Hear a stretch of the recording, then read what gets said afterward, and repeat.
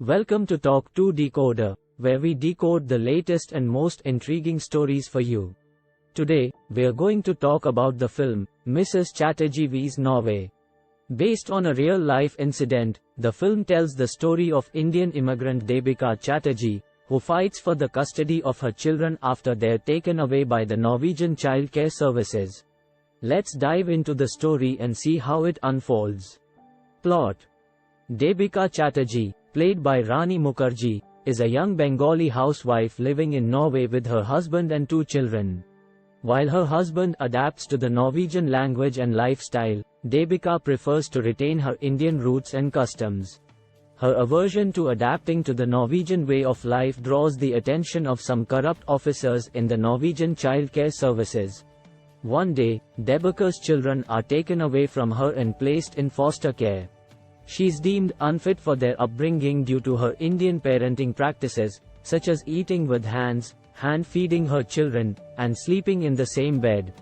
Devastated and shattered, Debika starts a relentless fight to get her children back. Debika's journey to reclaim her children is a tumultuous one.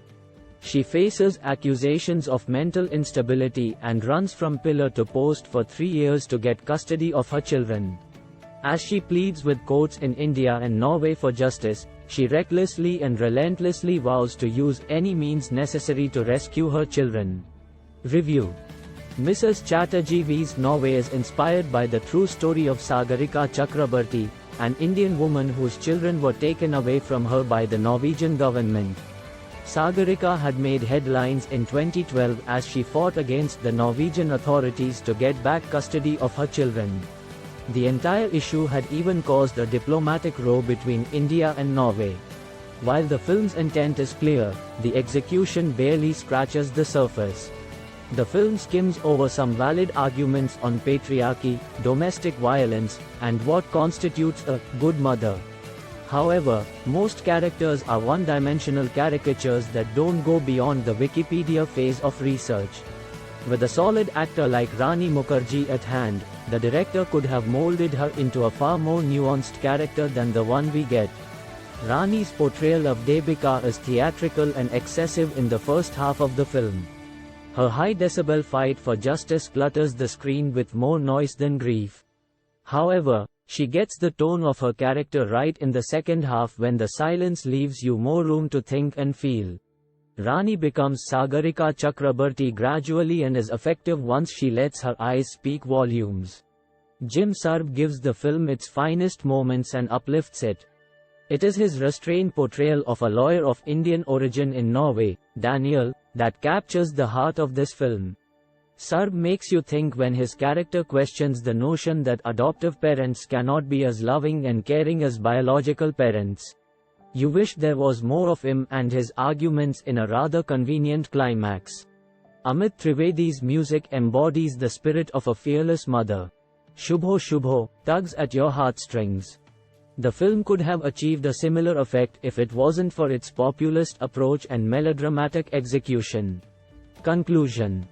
Mrs. Chatterjeev's Norway is a film that attempts to shed light on the issue of cultural differences and the plight of immigrants in foreign countries. While the intent is commendable, the execution falls short of its potential. Rani Mukherjee's performance, though over the top in the first half, gradually becomes more nuanced and effective as the film progresses. She successfully portrays the agony and desperation of a mother who has been separated from her children. Jim Sarbh, who plays the lawyer of Indian origin in Norway, is another standout performance in the film.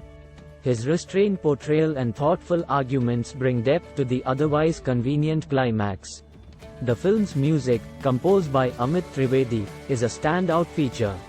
The song, Shubho Shubho, perfectly captures the spirit of a mother's unwavering love for her children. However, the film's execution falls short in several aspects. The characters are one-dimensional caricatures that lack depth and nuance. The director, Ashima Chibbar, could have delved deeper into the issues of patriarchy, domestic violence, and motherhood, but the film barely scratches the surface. Overall, Mrs. Chatterjeev's Norway is a film that tells a compelling and heartbreaking story of a mother's fight for her children. While it has its flaws, it is still a film worth watching for its powerful performances and emotional impact. We hope that the film raises awareness of the issues faced by immigrant parents and prompts much-needed change in the childcare systems around the world.